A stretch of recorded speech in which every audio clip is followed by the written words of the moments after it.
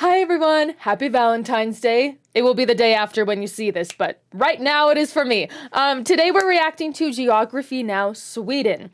And Sweden's apparently special because this one is 33 minutes long. The other ones have been maybe 10 to 15 minutes, so I wonder what is to be said about Sweden. Apparently we've got lots to go over. If you like the video, make sure to like and subscribe, and come see me on Twitch. I'm loving talking to you guys live about this kind of stuff and just hanging out. But yeah, I guess let's do this. Sweden. I don't have to give much of an introduction. I'm sure you've all heard of this one. We've scaled the treacherous Danish peaks of Møllehøj, stomached the ammonia-flavored Icelandic Haukak, and our wallets were viciously attacked by Norwegian prices of anything. But now it's time. Yeah. Welcome to the final boss of Scandinavia, Sweden. The final boss. I'm all hot and Swedish right now. Oh no. Ha ha! It's so funny. You know the drill. Oh yeah. Oh, this is probably so quiet right now. Hopefully you guys can hear that okay. There we go. Oh yeah, Noah's back, by the way. Here we are. Yep. I've never seen Noah before. Hi, Noah. Time to learn geography. No! Hey everybody, I'm your host Barbs. You can get a Geography Now t-shirt or Geography Now merch at geographynow.com. Not selling out if it's your brand. Go get their merch! Alright, you guys, this is it. Our last Nordic country. But what about? You're a constituent. But what about? You're an unincorporated territory. But what about me? We already did your video, I even went there. Okay, anyway, I actually wanted to go to Sweden for this episode, but at the last minute, Sweden was like, dude, we're gonna close off our borders to anyone outside the EU. But you know how it goes. The show must go on. And if we can't go to Sweden, we're gonna bring Sweden to us, and in the best possible way, with real Swedish people. And I mean like real Swedes, not those 5th generation Minnesota Swedes that eat lutefisk once a year. And so with that, say hi to Jonas and Carolina. Come on in. Woo! Yeah! I got 2 Swedes. So you guys are the real deal. Swedish, straight up, right? I was born in Sweden and lived there for 10 years. And then my mom moved me to the enemy, to Norway. Oh, so you're half Norwegian. To the enemy. Okay. Yeah. And I'm from Skåne, so we might have some angry people out there claiming I'm Danish, but It was LA. You guys were the best I could find. So anything you want to say to the Swedish subscribers? Nah, I'm excited for you guys to learn more about your country. I love it. Okay, I can already see why this video is a little bit longer because it's kind of more of like an interview rather than just spitting facts. So I love it though. I think it's really cool. Country. Our country.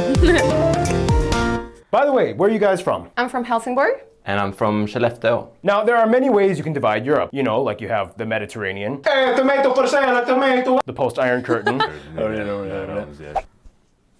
The Balkans. But everyone knows the further north you go, things start to get delicious and sweet. Anyway, Yeah, thank you. Yeah, that deserved that.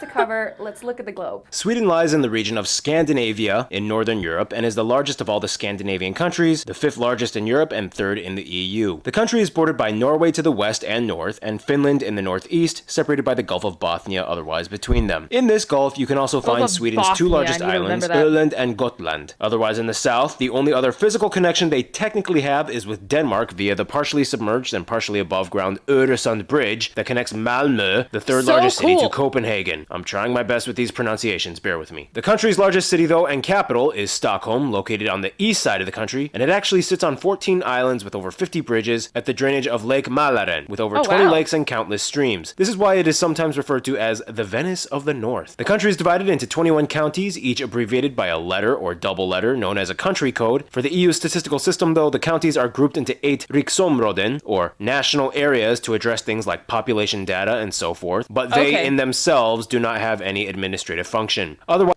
This is honestly something that I've learned about just kind of recently, the difference between like nations, national areas. I knew like kind of territories, provinces, stuff like that, but national areas I have not heard of. So that's very interesting. It's just to collect data and just make that a little easier. Very fascinating. Otherwise, if you ask a Swede, they might revert back to the 3 traditional lands of Sweden: Norrland, Svealand, and Götaland. Technically, there was a 4th, Österland, which was basically South Finland when it was under Swedish rule, but that term hasn't been used since the 15th century. Anyway, Stockholm is also the central hub of economic activity and transportation. The largest and busiest airport is Stockholm's Arlanda International, which, like so many European international airports, is located super far from the actual city. It takes a 20-minute express train or 45-minute car drive to downtown. The second largest interesting. airport, Landvetter International, is located in the second largest city, Göteborg, or Gothenburg for the misguided English speakers. Göteborg actually also has the largest shipping port in the country and the largest in all of Scandinavia, taking in about a third of all Swedish trade activity. It lies on the Kattegat and Skagerrak, the shallow straits that open up Scandinavia to the rest of the world. With other major cities like Oslo and Copenhagen within radius, here about 70% of all industry and commerce through Scandinavia happens. It's a busy spot to say the least. Finally, the country has quite an organized system of roads and rail networks that more or less parallel each other. There are two main north-south highways, the E4 that hugs the entire Bothnia coast, and the E45, the longest road in the country that goes along the mountains inland from Göteborg all the way to the border with Finland in the north. Do you guys know why it's E45, E5? I know we have like interstate 19, so we go I-19 or just the 19 or something like that, or the 9 or whatever you want to say. I wonder if E stands for anything or if it's just what it's called. I'm curious. Do you guys know? Also, it's important to note that Sweden claims to have the most islands out of any other country in the world, at over 260,000. In any case, Wow. Sweden's domain wasn't always confined to these borders. For starters, Sweden, being Scandinavian, obviously have Viking history. If you know anything about Vikings, you'll know that they went places. They were literally in the Americas 500 years before Christopher Columbus. And when they couldn't conquer an area, they still left their mark somehow. Even the Hagia Sophia in Turkey has runic inscriptions hidden on it. It was So like cool. Viking graffiti, like Yeah, right. Vikings were here. On top of that, in the 1600s, Sweden started to become a European powerhouse, and like many other countries, took an attempt at settling and colonizing places outside of Europe. At one point, Sweden had fortresses and colonies in the Americas, Africa, mostly in what now is Ghana. Further which it's Okay. more, within Sweden, you even have a few micronations. We don't have time to get into each Here's a new one for me. Okay, what is a micronation? That's very interesting. of them, but they're pretty interesting. One of them was made as a protest by an artist to protect those wooden sculptures. Anyway, the developmental structure behind Sweden has a lot of history behind it. Like Visby on Gotland Island, probably the best preserved medieval city in Scandinavia. The old town Oh, wow. Stockholm neighborhood of Gamla Stan was built as a fortress to protect against pirates. Later on, one of your kings would actually become a pirate, but that's another story. In fact, the country has 15 UNESCO heritage sites. And actually, here's fellow geography Rebecca to explain a little bit more about the top notable sites of Sweden. Rebecca, take it away. Hi everyone, my name's Rebecca, and if you're ever in Sweden, here are some of the most notable sites. There are plenty of notable castles, fortresses, and cathedrals, such as Drottningholm Castle, Gripsholm Castle, Beautiful. Örebro. I feel like every country in Scandinavia, or just maybe in the Nordics, I should say, have a bright yellow building. Wait. Oh gosh. My arrows aren't Plenty of working for some notable reason. I'm so castles, sorry. fortresses, and cathedrals, such as Drottningholm. Like, I swear I've seen this exact one in the, was it the Finland one or the Norway one? Probably both.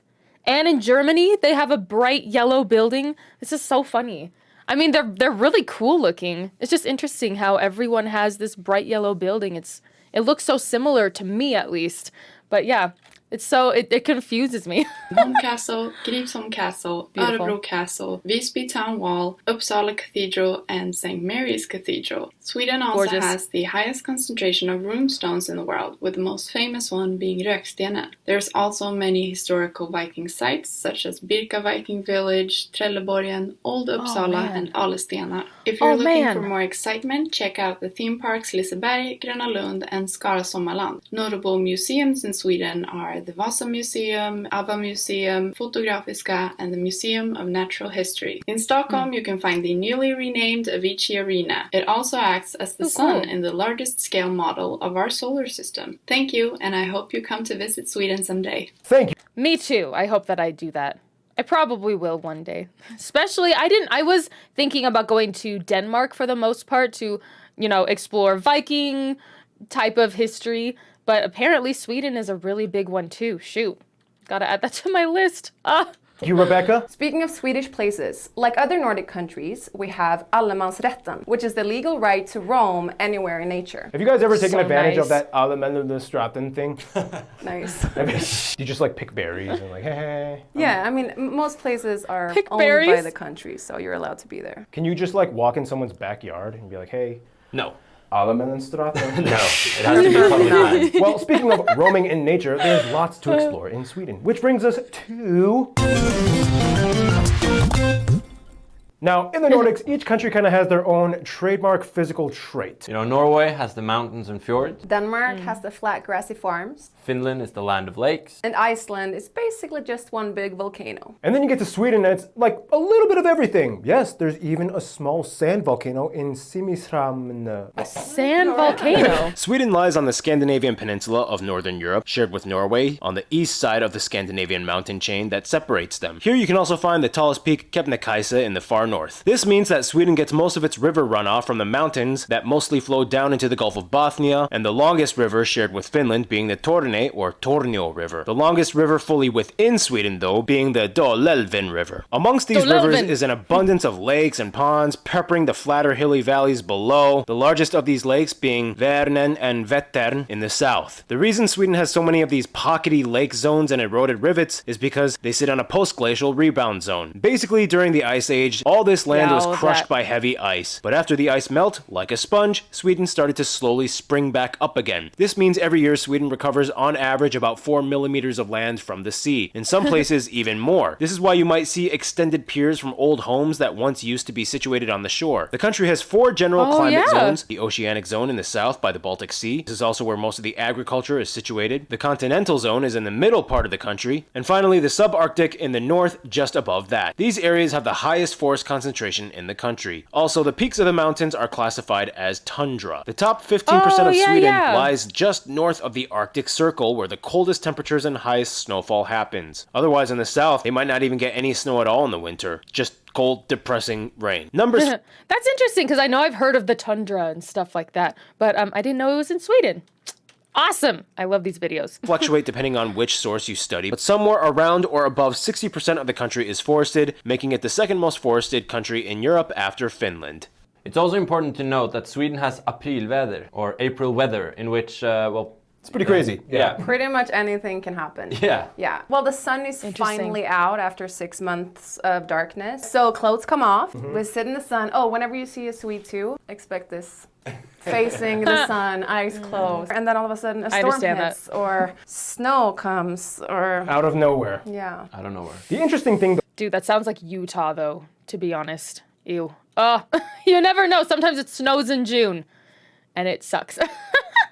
I feel that. Is that Sweden in the past was kind of not much like what they are today. In fact, at the beginning of the 20th century, much of Scandinavia was struggling with widespread poverty. However, much like Germany's Wirtschaftswunder, they had the rekordåren, in which Sweden's economy bursted with now industries and innovation. And today you have the largest economy and most powerful nation in Northern Europe. To explain a little bit more on the way Sweden takes what it has and flourishes, here's Noah. He's back! Well, here we are. Once again, let's get to it. Despite having lush green lands, only about 7% of the country is arable. Therefore, agriculture isn't exactly their main focus. Today, much of Sweden's open market economy is heavily based on exports, especially in the timber and mining sectors. The largest mine in Kiruna is actually so large they are currently in the process of moving the town and residents to make more mines. This is how Sweden in the 21st century became the world's 6th largest iron ore exporter and 3rd largest stainless steel exporter. And of course, lumber. The Swedes love trees so much that a long time ago during famine times, they would put crushed tree bark into their rye bread, which was actually good because the bark had lots of minerals and fiber. Fiber, right? The lumber industry plays a huge role in their world-renowned furniture commerce. We've all heard of IKEA having over 450 stores in about 60 countries. IKEA. I actually studied that in design school. Is that true, Noah?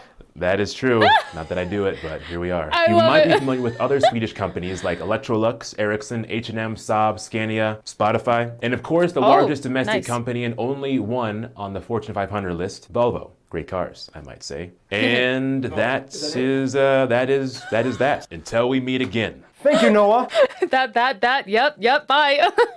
Oh my gosh, I love it. I wonder if there are some places or people who still put tree bark in bread just like for the experience, for like the history, kind of like a traditional bread or something like that. I think that would be kind of interesting to try if they still do that. Like, is that legal? Is it like, I bet that it still exists somewhere over there. But I think that's so fascinating. Now, going off of business talk, domestically, Sweden does have a pretty complex system when it comes to taxes that plays into their fiscal structure. As of 2021, their individual tax rates range from about 32% to 52% based on 52? income bracket margins. And that's not even including other factors like corporate value-added taxes, which can be up to 25%. When you add them, you get the second highest total tax revenue behind Denmark as a share of its country's income. Yeah, that's, you guys kind of have high taxes. Well, we also have healthcare.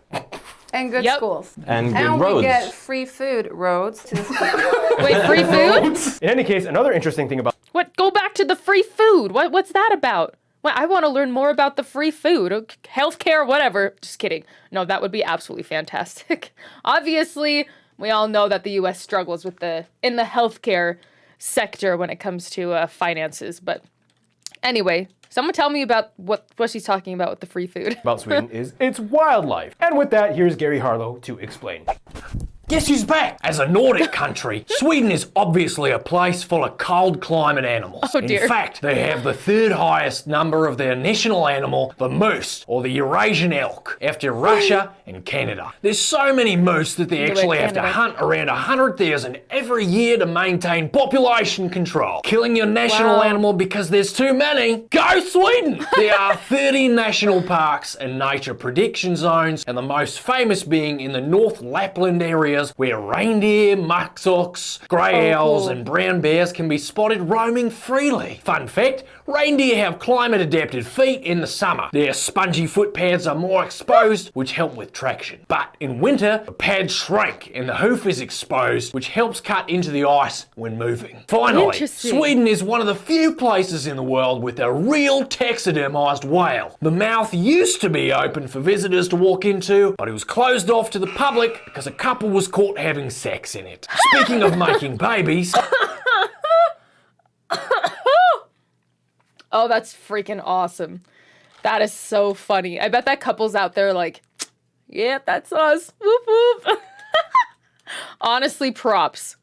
Is that bad? I don't know. I love that. I made one myself. Here's a photo of my daughter. She's beautiful. Thank you, Gary. Yeah, I remember the first meal I had in Sweden was reindeer meatballs. You guys love your reindeer. What's your favorite dishes in Sweden? That would be interesting. Probably is reindeer meatballs. Yeah. I would say salmon. Grilled in the summer, oven baked in the winter. Oh yeah, and you guys know fika, right? Yeah, fika. It's funny because coffee was actually banned from Sweden like 5 times. And you guys Swedish, know fika, right? Yeah, break. fika. It's funny because coffee was actually banned from Sweden like 5 times in the 1700s, but that's another story. To explain a little bit more about fika and the food, here's Johan and Rikard. All right, guys, well, this is fika. And to explain, here is Johan. So in Sweden, fika is a huge tradition. It's something you do daily. It's a part of a workday break where you kind of like gather, you sit down and you have coffee. Historically, it's been that 7 types of cookies minimum, plus cinnamon rolls and cardamom rolls and then pastries such as princess cakes and other things. Every day, but not necessarily this many sorts. I wanted to give you a cross section of what it could be. So,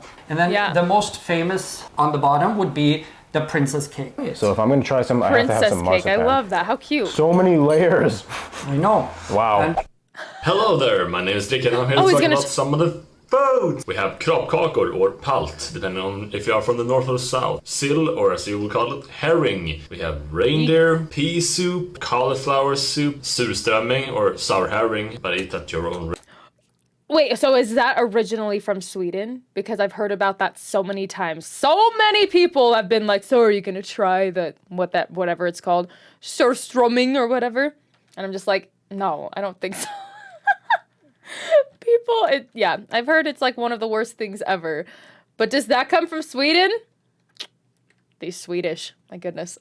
Risk. All of these foods can be eaten at the traditional smörgåsbord or smörgåsbord, basically a Swedish buffet. We also have Kalles or Charles caviar. It's a Swedish style of smoked cod roe, not that super expensive. And of course we have knäckebröd! And I'll the have traditional national dish of Sweden, Swedish tacos. Over to some drinks from Sweden. We have aquavit, or flavored caraway liquor, julmust on Christmas, and påskmust on Easter. Glögg, we have glögg. And of course, my personal favorite, punch. It's made by the mixing of spirits like arak, brandy, or rum with arak tea with some sugar and water. Very That sweet, would be my very kind of strong, drink. and very nice. Yep, that Thank would you, be mine. Johan and Rikard. Oh, yeah, you guys also have something about like the alcohol in Sweden. Can you guys explain? What is that?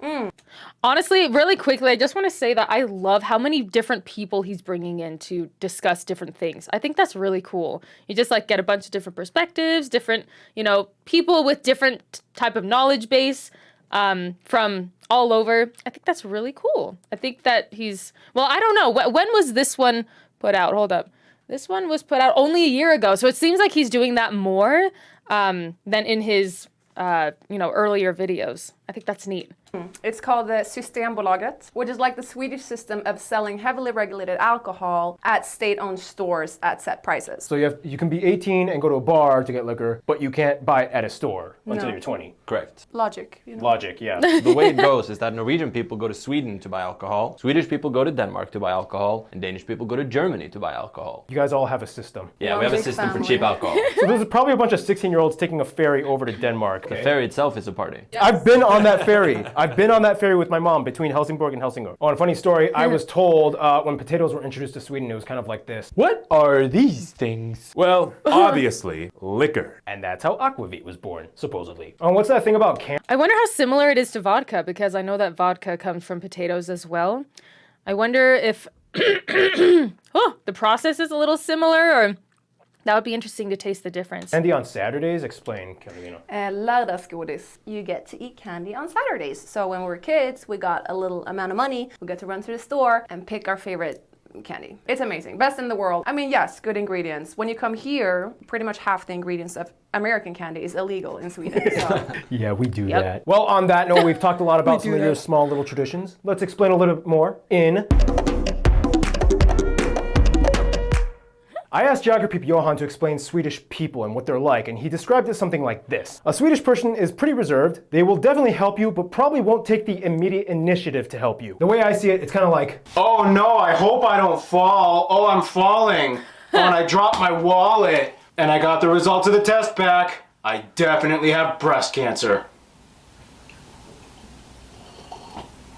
Can you help me? Or... Oh, I'm sorry. Was I supposed to help you? Yeah. Oh my God. Yeah. Here's... Also, what are some other... It looks like, or maybe, tell me if I'm wrong, but it sounds like maybe they're all about helping if somebody asks, maybe. It's like, oh, can you help me? Absolutely, but they're not going to just like insert themselves. I can understand that, because sometimes people try and help too much and it's like, okay, back off, but they're willing to help. That's what it sounds like. Did I catch that? Did I understand that correctly? Other kind of taboos in Swedish culture, what do you think? I guess when you get on the bus, if there is another available seat and you go sit next to someone, don't do that. Just don't. And don't have too much eye contact in general. Preferably none. Explain, what is lagom and jantelaw? It's a law that basically tells you that don't think you're better than anyone. It's like, don't tell people that you got good grades. Just get them and move on. But still, kind of let them see it on you. Yeah, it's definitely based on status. Lagom is this word that does not exist in English, and it basically means not too much, not too little, just the perfect amount. I would like moderation? No, I don't know if that exactly works, but something like that. Maybe that would be the closest thing that we have. I'd say that a Swedish person is generally intelligent. Is that full of myself saying that? Nah, it's just a result of our educational system. That's right. But part of your culture, jantelon, you're not allowed to do that, right? Well, we're not allowed to brag, no, but now we're in America, so... Yeah, you're free to do it. Well, that was a discussion. Any case, let's break down the population of Sweden. Sweden has a population of about 10.25 million and has one of the oldest populations in the world at about 41 years of age on average. About 75% of the country claims to be ethnically Swedish, and this is where things get a little complicated. For the remaining 25%, the Swedish government doesn't have any official statistical data on foreign background, but what we do know is that of these people, about 2 million of them were born abroad, and about 600,000 were born in Sweden as second generation with foreign parents. We also know that as of 2020, due to the refugee crisis, the largest immigrant communities had origins mostly from Syria and Iraq, which surpassed Finland and and Poland in the 21st century for the largest foreign-born communities. Yeah, we'll talk about the refugee thing later. But in the meantime, Sweden uses the Swedish krona as its currency. And we use the type C and F plug outlets. And we drive on the right side of the road. But He's like, the right side. Oh, I'm so sorry. My cough is being a little bit weird. It's morning time. Oh my gosh, my cough distracted me. What was I going to say? Oh my gosh. we used to drive on the left side until September 3rd, 1967. When the högertrafiksomläggningen was instituted. And it was a crazy time. People were all confused and jamming into each other. In Sweden, the official language is, shocker, Swedish. But the funny thing is, even though Swedish originated and has pretty much always been spoken natively in Sweden, Swedish actually only became official in the country in 2009. Yeah. Really? Yeah, they kept kind of arguing about it. It was like, No, it might be seen as more difficult for international issues. It might be seen as discriminatory, maybe, for those who don't speak Swedish. God! So let's break this down. The country is called Sweden. What the do you think people should speak in Sweden? It's okay to have your own language. Swedish became the official language of Sweden. we've explained this before, but the three Scandinavian countries can all more or less understand each other. If you learn one, you can pretty much kind of communicate with the others. It's just, you know, when they hear Danish, it's like, Oh, hey, Denmark. Interesting. And the Interesting. Okay, I remember what I was going to say. I think that it's really interesting with the whole population thing, how they don't even have a lot of records, or they seem to not really care exactly where people are from. I think that's kind of neat because I know that here it's kind of like we tend to separate ourselves a lot with either race or ethnicity. There we go, or things like that. I feel like it's a lot less just, unifying as Americans, as people in the United States. It's more like, oh, I'm an Afro-American, I'm a Italian-American, stuff like that. And it's just like that much more separation and just kind of people want to stand out. But here it's kind of like, yeah, we're all equal, like no one's better than anybody else. I think that's kind of a cool concept because there's a lot of discrimination and just like people hating on each other for where they're from or what skin color they have or things like that. And I'm tired of it. So I think that's something to be said about Sweden. What do you guys think? interesting thing is that the Swedish language has pitches. Here's Geography Marcus to explain a little bit more. So yeah, Swedish is a very hard language to learn. We also have pitch dialect. Some words look and are pronounced exactly the same, but have different meanings. So the word plan, it can mean a plan, like having a great plan. It can also mean pitch, like a football pitch, fotbollsplan. Banan, which means banana, but if you pronounce it banan, it means the track. Thank you, Marcus. In any case, on top of that, there are also 5 protected languages in Sweden. Finnish, Menkal, Sami, Romani, and Yiddish. Also, Sweden has a lot of regional accents. If she spoke her native language right now, or... you don't even say dialect, you say language. native dialect, I wouldn't understand a word. Say the most difficult southern Swedish thing you can say. Okay, this is not my accent, okay? Disclaimer. Det är nämnt men tradigt och köra rulleball.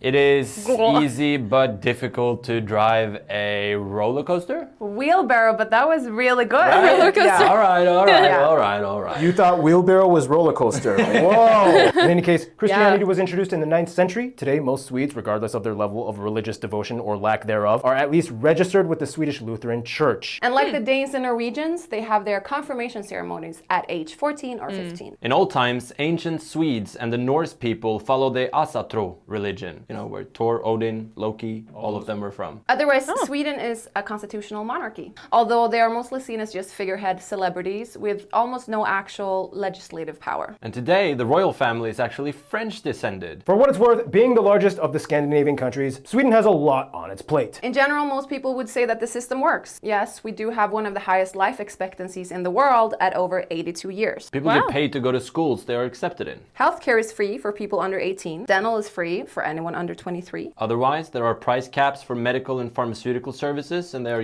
usually cheap. However, for the population, Okay. there is a bit of a shortage in medical facilities, and like most state-subsidized healthcare systems, wait times can be an issue sometimes, and they follow the 0-30-90-90 rule. This rule states that a person cannot wait more than 90 days to see a specialist and 90 days after diagnosis to receive surgery unless it is deemed an emergency. This means that the worst case scenario, potentially, it could take almost half a year to get treated. This is one reason why 1 out of 10 Swedes actually prefer private insurance, which was, made available in 2010 rather than relying on universal healthcare system. Otherwise, we aren't going to fully sugarcoat this episode. Everyone knows that Sweden has seen quite a few drastic changes in the past decade or so. During the 2014-15 refugee crisis, Sweden saw a wave of asylum seekers, mostly from Syria and Iraq. Obviously, this unexpected influx in such a short time, barely allowing the new immigrants time to integrate, kind of played out in many ways that made international news. Now, this is where the narrative kind of steps on thin ice, because you want to be seen as compassionate, but you also can't avoid the fact that statistically, problems that quiet Sweden had never really seen before obviously kind of started to arise. We've seen the news features, riots, multiple cities, crime rising, but at the same time, you also want to be seen as compassionate, but without sidestepping the issues. So the question was, how? Well, it's not an easy question to answer. So, I don't know, what do you guys think of that whole situation of the drama? You can see it as either win-win or lose-lose in many ways, because if you're completely against taking in immigrants, you're basically considered a racist. And if you're trying to turn a blind eye to the fact that, crime has risen a lot the last years, then that's not great either. So I think this is a fairly new problem, and it takes some time to really figure it out. It's difficult. And kind of a discussion of how to help people, integrate into the society in general. Swedish society. I think integration is keyword. Half the people are gonna argue for all the benefits of opening our country up and helping people, and those are huge as well. Yeah. See, this is kind of part of the complication of Sweden. There's always like a I mean, the U.S. has the exact same thing, right? Immigration and things like that. But the problem is, there is some help, but I feel like there's not a lot of help for immigrants. I don't know. And I feel like that's one of the reasons why crime rises and, things like that. And we have problems with that because people are desperate when they don't have their basic needs met. So they turn to crime to get those needs. I don't know. I don't know a lot about that subject, but it is sad. I wish that everybody could, live in a place, even if they're coming from somewhere else. It would be an ideal world if someone could, move somewhere, live where they would like to live comfortably, and have a chance of being a good citizen. But not everybody has that opportunity, so kind of interesting. What do you guys think? Dichotomy of ethics and consequences within their story. For example, they've been neutral, or at least on paper, for 200 years, yet that neutrality has always kind of been tested throughout the time. In World War I, our choice not to intervene pretty much costed us the chance to integrate the Åland Islands. And in World War II, Sweden took almost all of Denmark's Jewish refugees. However, they did trade with Nazi Germany and let them use the railroad. But it's like, what other choice did they have when they just witnessed and saw Denmark getting demolished and attacked and occupied in 6 hours? It's like, do you stay neutral yet technically cooperate, or fight back with no chance and lose everything? So many heavy choices with no simple answers. Yep. Well, that was fantastic and uplifting. In any case, we must move on. One thing Sweden definitely does actually feel uplifted by would be their heavy involvement in sports. And with that, Art usually fills in for the sports part, but again, he's still on vacation with his family, so I don't know. Noah, why don't you fill in? All right, Noah, you got to be Art this time. He's gone, so, No, you missed the do, and you go to. Oh, yeah. Nope. Sports in Sweden. Fun fact, they actually won a half medal at the 1900 Olympics, technically. They teamed up with Denmark in the tug-of-war event. Yes, there actually used to be a tug-of-war event in the Olympics, which does sound pretty cool. Why would you get rid of that? I go to the Olympics to do tug-of-war. That'd be pretty why awesome. would they? You could just be your own team, Noah. There are two sports that kind of originated in Sweden, brandball and floorball. Brandball is kind of like baseball, and floorball is basically like hockey with a ball on the floor. So the thing about Sweden is that each of their neighbors is kind of like their biggest rivals in a certain sport. And of course, we can't mention football without mentioning their biggest player, Zlatan Ibrahimovic. But depending on who you ask, many people might say that ice hockey is the national sport. In 2006, they became the first and so far only team to win both tournaments in the same calendar year, Olympics and World Championships. They're part of the big six that are considered the best ice hockey teams in the world, including Canada, Czechia, Finland, Russia, and the United States. Oh, we're in there? Oh, That's good to know. Cool. I do not follow ice hockey at all. I know that a lot of people are into it, but didn't know we were the top 6. That's cool. The sports parts. Thank you, Noah. So much culture in Sweden. Actually, if you want to learn more about it, just read The Adventures of Niels. He rides a goose around Sweden and learns some life lessons along the way or something. With that, here's Random Hannah with culture stuff. Hey guys, I'm back! Woo! In Sweden, you'll find that every region has its unique identity. For example, the Sami people of Lapland in the north, they have their reindeer herding, tents, and colt or yakti clothing. If you go to I honestly want to learn more about the Sami. They've been brought up in almost all of these Nordic videos, and I'm just like, oh my gosh.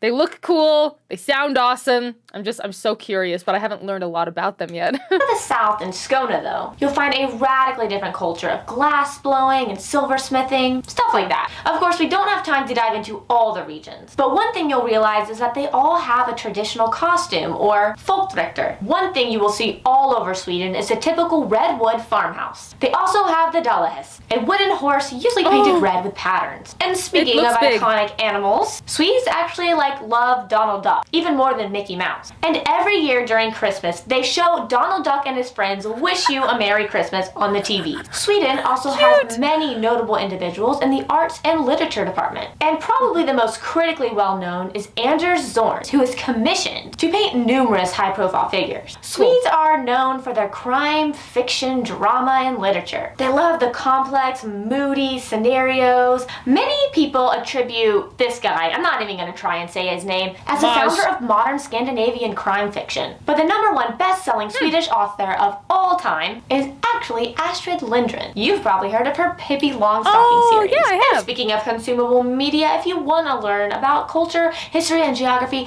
through film, check out Filmography Now, where we talk about people like Ingmar Bergman, who is a huge influential person in the film industry, and he was from Sweden. Finally, Sweden is known for having a ton of inventions and discoveries, such as nicotine gum, the pacemaker, the 3-point seatbelt, GPS, the ultrasound, dynamite, and the Celsius temperature scale. And 4 elements on the periodic table were named after the town Ytterby. Ytterby.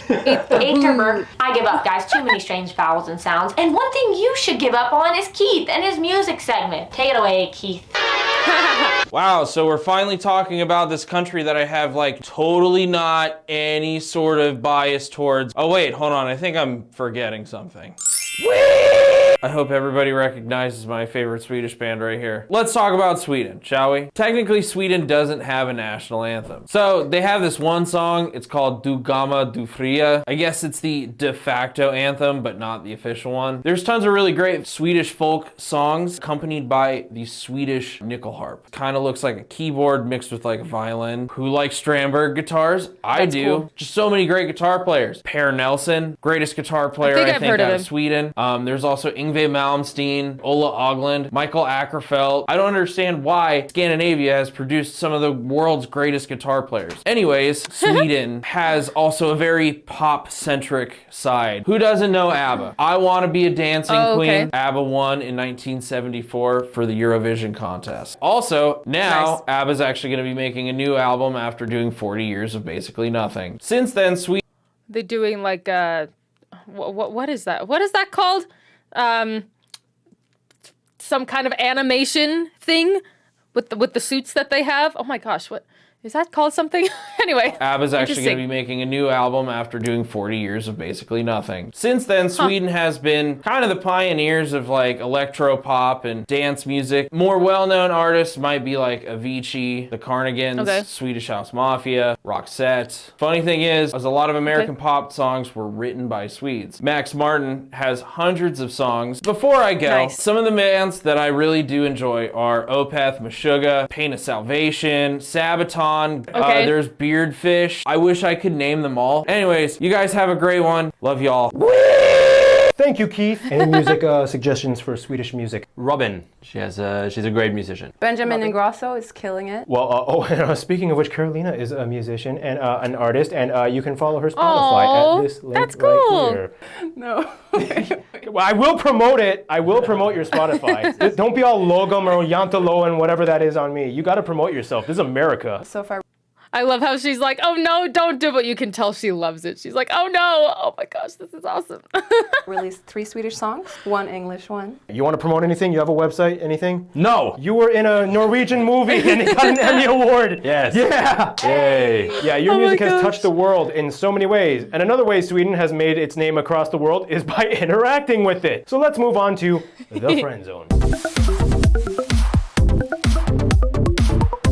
Now, Sweden has an interesting way of dealing with the rest of the world. They kind of have a hands-off unless really necessary approach to international conflict. For one, their security doctrine states that they have a nonpartisan stance in regards to military alliances. However, it permits cooperation with threats against peace security with their military. Yes, Sweden has a military. Nonetheless, they joined the EU in 1995, which some criticized as being against neutrality, but Sweden decided to see it as an extension of economic activity that had already been going on with the EU, and they also hold the right to not participate in EU defense. Okay, see, that makes sense. It's more for trade and economics and things like that, not so much for military. I was going to say, I'm glad that they mentioned that. Today, they have 79 embassies abroad on all inhabited continents. In Asia, Iraq actually has had relations way before conflict years, dating back to the 30s, when members of the royal family visited Baghdad to see King Ghazi of Iraq. In the 80s, Swedish companies opened up in Iraq, trade was developing well for a while, and after conflict years, many Iraqis chose Sweden as their destination as refugees. The USA and Canada have always been close, as the US has the largest Swedish diaspora community at over 4 million people, most heavily concentrated in Minnesota. Canada having just about 500,000 with a huge community in Manitoba. Between 1820 to 1930, about 1.3 million Swedes immigrated to the Americas, which was at that time about 1/3 of the entire country. And today, these nations not only had a close historical bond, but in almost every diplomatic measure aside from military conflict, they've cooperated. Bringing it closer to home, Sweden is actually one of the top donors of Moldova in regards to aid and development. They set a strategy of cooperation in 2007, which gives 11 million euros dedicated to good governance, economy, and rural development. Now we go even closer to the inner circle, the Nordics. Every single one of these 5 nations and their territories has an opinion about Sweden, and the gossip is heavy. Finland is, of course, really close, as for about 600 years they were actually a part of Sweden. And today, Finns are one of the largest non-Swedish communities with a protected language in pockets throughout the country. For Iceland, it's like, we're cool with them, nothing against them. They talk like our ancient Norse ancestors, but otherwise, they're totally our distant cousins. Then we get to the last two, Denmark and Norway. Now here's the thing, each one kind of has a small historical gripe with Sweden. Denmark, as you know, has had more wars with Sweden than any 2 nations on Earth, constantly fighting over influence for Northern Europe. Norway was kind of pissed that Sweden's neutrality prevented them from intervening in war times when they thought the Swedish were like really close, and Norway was even part of Sweden. This was especially evident in World War II.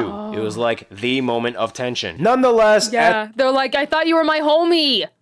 What the heck? You have my back? Oh my gosh, that's interesting. At the end of the day, you cannot separate the Scandinavian trio. They just get each other too well. They share too much, they have the same general Scandinavian minds, they have that Viking blood, they are truly people of the North. After the insults have been hurled, they will probably say, okay, yeah, we love each other. Denmark and Sweden, though, will probably first hug Norway before hugging each other, but otherwise, yeah, inseparable trio. All right, and in conclusion, you are the Swedes. I'm gonna step out, hold the flag in the background while you speak freely from the heart. I want to say, in conclusion, Sweden is a beautiful country with beautiful nature, beautiful architecture, if we haven't mentioned that just yet. Yeah, and like we mentioned, if you meet a Swedish person, he or she might be a little I'm not sure about you, but lead on with a smile and some love, and you'll get the exact same back, I promise you. I like that. That was good. All right, well, thank you guys so much for being in this episode. Thank you. And stay tuned. Switzerland is coming up next. That's really fun. I really like how, I've already mentioned this, I like how many people he brought in for this one. That is really, really cool. Love that. So, Sweden is interesting. That's pretty cool. A lot of things I didn't know, obviously. You could have told that from the video, and I'm just sitting here like, oh. But anyway, pretty awesome. Let me know what you guys think. If you have any other recommendations for what I should watch, Geography Now or other videos, please let me know in the comments. And I will see you in the next video. Thanks, guys. Bye.